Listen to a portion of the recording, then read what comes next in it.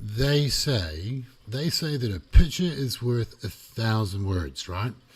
So what I want to know is, what are the first words that pop into your head when you see this dude? Okay, because I got dopey and Muppet.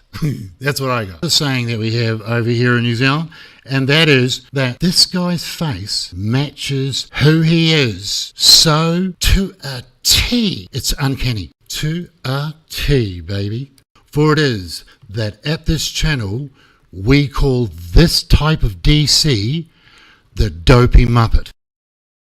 Ladies and gentlemen, sub-I of all houses, through this episode I am going to show you why it is we call this DC the dopey Muppet. We're going to take a trip back to 2006. That's when this DC was a chef at some restaurant in London. That's London, England, and that's overseas somewhere. Now, he at the time was trying to get this chick, obviously quite a paralytic one, at his work to sleep with him and had been putting on the charm. Now, old Dopey here, he had a goal, and that goal was to get this chick into his bed at his place and get it on. And how was he going to do this? Well, this is where this genius created his J4 plan. You see, old Dopey here, his birthday was coming up, and he thought that would be the night that he gets it on, that he was going to take her out, spend heaps of cash on her, get her drunk, obviously probably paralytic, and very, very low lighting, but he was going to get her drunk, and and then get her back to his place into bed and shag her. That's it's an English term and an Australian one. They use it for the sheep. Anyway, that was his plan, to get her into bed. Carrying on, right? The night before his birthday, old Dopey here left work and drove past the bank and grabbed a whole bunch of money for tomorrow's night's birthday. Then he got home and he jumped online and ordered a really big freezer, right? As you do. And then he went to bed. Now, a couple of hours later, old Dopey here, he awoke and got up, crept over to his wardrobe, took out a cast iron frying pan, one of those really big heavy ones, and a plastic bag. And then what he did was he went back to his bed, raised the iron frying pan above his head, and brought it down quite heavily upon the face of his slumbering wife. Yeah, he hit her a couple of times, which rendered her immediately into a comatose state, and then he took out his multi-purpose tool, the old plastic bag, and quickly put it over her head to not just stop the bleeding onto the bed, of which he wanted to use for tomorrow's night's magic, he also used it to suffocate her to death. And then what Dopey did was put her in a sleeping bag, then zipped it up, then put her in a tarp and wrapped her up, and then just waited for the freezer to be delivered. Then the next day, when it was, he put her in that, and then he put that in the back shed. Then old Dopey here, he went and celebrated his birthday. And you know what? He achieved his objective, And he got it on with a chick in his bed, in his house, that he had very, very recently shared with his wife. Now, I want you to think about that for a second. Think about what you would look like if you were someone that had that for the motive for murdering your wife. Like, what would you look like? You would look like this. That's the motive. That's the reason why this DC can take a sister away from her brother, a daughter away from her parents, a woman away from her whānau. Man, that's it. To take a chick to bed, he's willing to do all that damage. That's why this DC gets an episode on this channel. Now, this is our victim. Her name is Melanie. Melanie Vandermeer. She's a South African lass. Well, that's where she was from, but she moved over from South Africa, and she'd been in England for about 10 years, I think it was, before meeting our DC. Yeah, she met our Prince Charming because she worked at the same place as where he was being a chef, and that's how he seems to meet all of his girlfriends. Okay, so now back to Genius's plan here. He rung up her whānau in South Africa and informed them that she had had like an aneurysm which brought on a heart attack and she passed away at their place. And the thing is, he actually managed to pull that off. That part of his plan, that actually worked. He actually flew over to South Africa with an urn full of barbecue ashes and gave it to them. He even put his wedding ring in the urn and says, "Oh, we can be together forever," and the old DC thing. And of course he got away with it, because who would have thought? How the hell would they know that they're standing in the presence of a dopey Muppet DC? You know, it makes me think, the first time that her parents saw him, I wonder if they thought, oh, God damn, he's a dopey Muppet-looking character, isn't he? And it's like, oh, dear, she loves him. Let's give him a chance. He seems like a rather nice young man. And the thing is that you are 100% right for the first things you thought of when you saw him. 100%. He's the dopey Muppet DC. So anyways, DC, he went back to England and lived in his house for about 3 years. Now, you might think that, hey, this J for Genius plan actually worked out, but you see, that J for Genius plan, it's still in play. Because you see, 3 years later, our DC still hasn't gotten rid of our victim in the freezer. She's still in the freezer, still in the back shed. So in that 3 years, old Dopey here, he's shacked up with a chick, and she's been living in the house with him, with the victim, for the last 3 years. And now our Dopey Muppet and his chick, they want to move. They want to move to Malta, which is someplace overseas somewhere. So old DC, he went back to his plan. And what he did was, he put Melanie, that was in the sleeping bag, that was in the tarp, and he put her into a rubbish bin. And then he was going to have the garbage guys that collect the rubbish kind of pick the bin up and stick her in the truck and then take her to the refuse site. I don't think that's a new one. I think it might have been a borrowed plan. I think that plan might have been number 4 by some other geniuses. But ananyway, this genius thought he'd use it as well. So he did. He did just that. He put her in a bin, he put her outside to be collected, and then him and his paralytically drunk chick went to Malta. Genius. So the old bin boys, they come to collect rubbish, but when they get to old Muppet's bin, they thought, hey, wait a minute, this is a bit too heavy, eh? So the bin boys thought they'd leave it there and then go on to the next house. But before they did, one of those boys took a peek inside that bin, old Muppet's bin. And what did he see? He saw a foot. And our dopey Muppet DC's J for Genius plan came undone. Like I said, genius. So the cops come and they get that bin and they get our victim. They put her into CSI and they figure it all out, you see. They figure it all out. And our dopey Muppet DC, he had absolutely no idea, as usual, that the cops were onto him, that the cops had done all that. And so what the cops did, they knew they couldn't get old DC back out of Malta by himself. So they thought, oh, well, let's flush him out. So what they did was they put the crime, they put him and pictures of him and stuff all over the news. And they ran it all through Malta and stuff. And old DC, old dopey Muppet here, he saw that news clip on TV in Malta and he thought, oh, damn it. Plan 1 didn't work that well. You know what I need? I need another plan. And that's what Genius did. He made another plan, another J4 plan. You know what his plan is?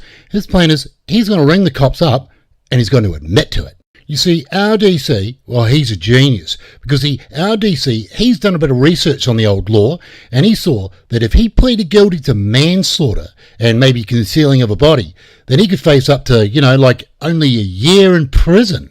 So old Genius here and his plan 2, all he had to do was come up with story number 1 and just make it sound believable. So, now that old Genius has his plan, he then put that plan into action and he called the old cops up. And this is what he had to say. Hello? Hello there. What's your name, please? Peter Wallner. Okay, and how can I help today, Peter? Finding the body that was found on Hamilton Avenue. Shocked this morning when I heard about it. I might have dropped my coffee cup this morning when I saw it. Okay, where are you at the moment? I lost my girlfriend in Malta. Okay, bear with me one moment.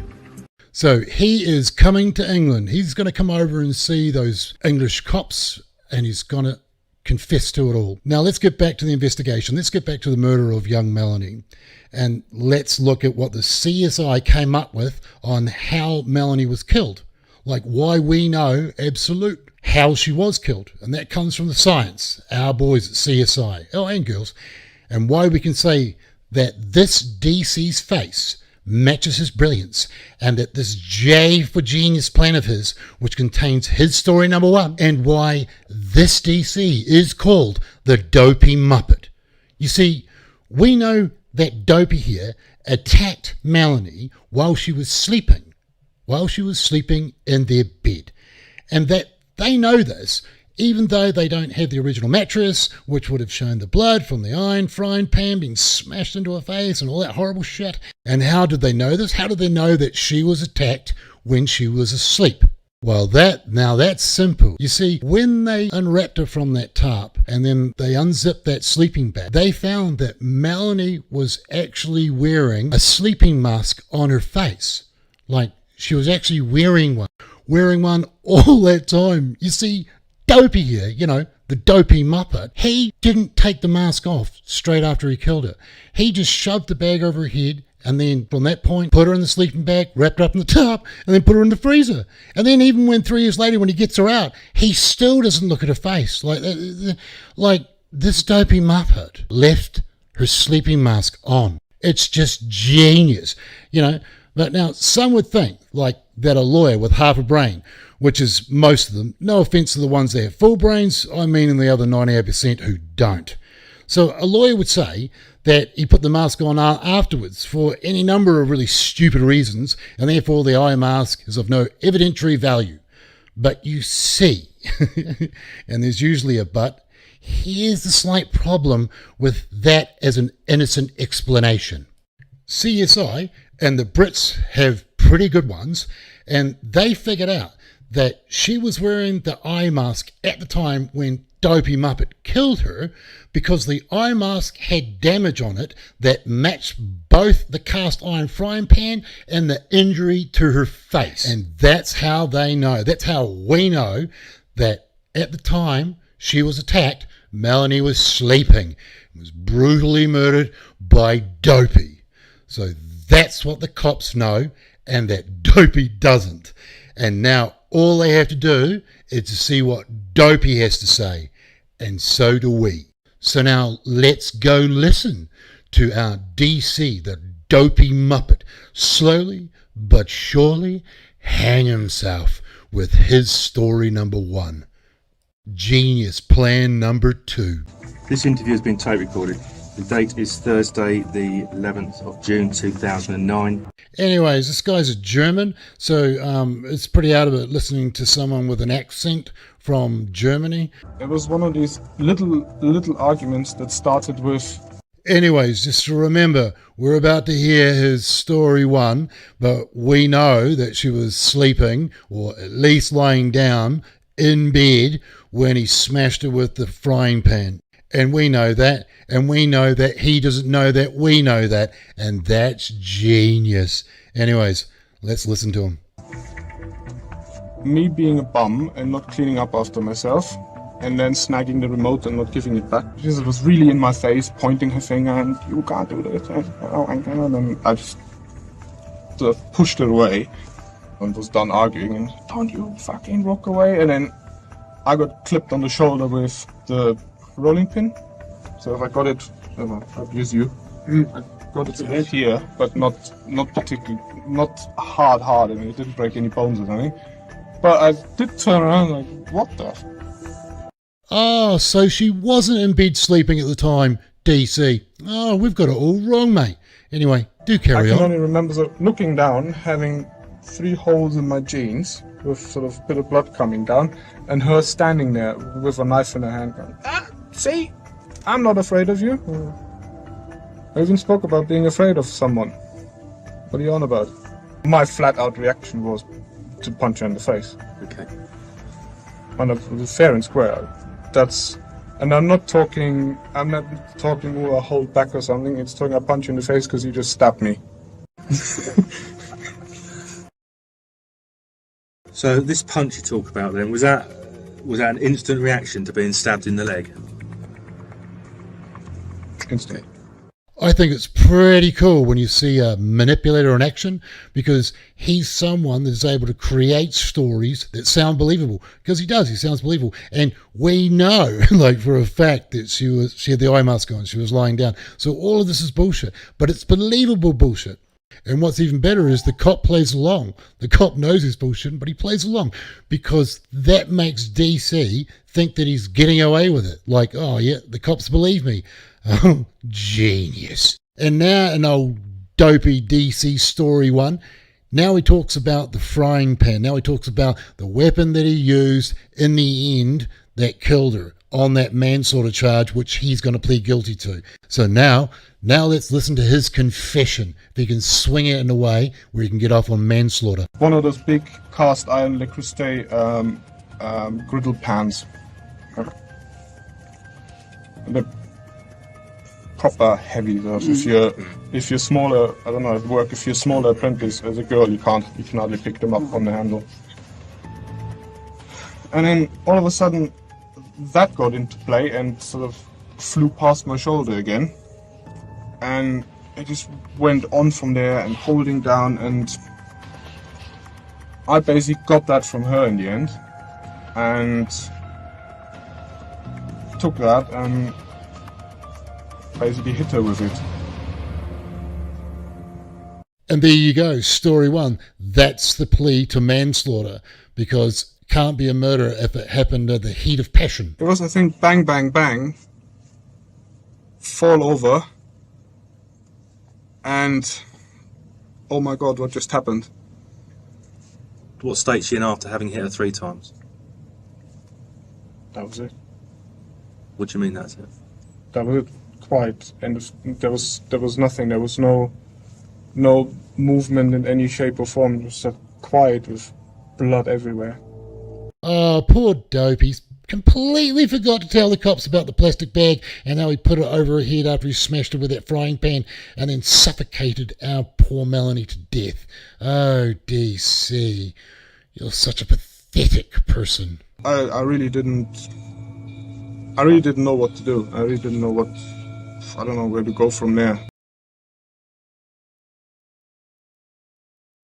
And now we come to the time where you have to make a decision. Yes, you. You have to make a decision on whether or not you want to watch the second episode of the Dopey Muppet, because it's out now for members only. And it's only $4.99 New Zealand. It's only a couple of bucks. It's kind of like showing me a cup of coffee. Unless, of course, you can wait a few days, and then you can just watch it for free. But to all those members of mine, you lucky devils, you, enjoy. To every non-member, stay safe. Stay safe, all of you. And I'll see you guys in a few days. Stay safe. Especially my DC subbies. Stay safe.